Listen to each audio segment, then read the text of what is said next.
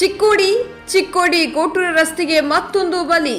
ಇನ್ನೆಷ್ಟು ಬಲಿಬೇಕು ದಪ್ಪ ಚರ್ಮದ ಅಧಿಕಾರಿಗಳ ರಾಜಕಾರಣಿಗಳೇ ಎಂದು ಸಾರ್ವಜನಿಕರ ಪ್ರಶ್ನೆ.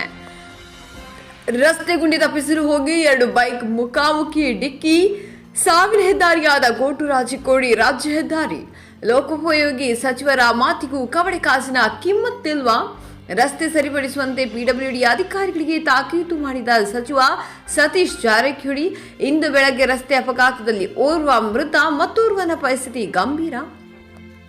ಹತ್ತರವಾಟ ಬಳಿ ಬೈಕ್ ಮುಖಾಮುಖಿ ಡಿಕ್ಕಿ. ಬೆಳಗಾವಿ ಜಿಲ್ಲೆಯ ಚಿಕ್ಕೋಡಿ ತಾಲೂಕಿನ ಹತ್ತರವಾಟ ರಸ್ತೆ ಗುಂಡಿಗಳನ್ನು ತಪ್ಪಿಸಲು ಹೋಗಿ ಬೈಕ್ಗಳಿಂದ ಮುಖಾಮುಖಿ ಡಿಕ್ಕಿ.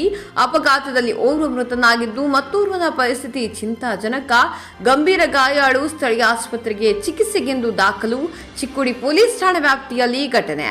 ವರದಿ ಬಸುಮಾಳಿ, ಚಿಕ್ಕೋಡಿ.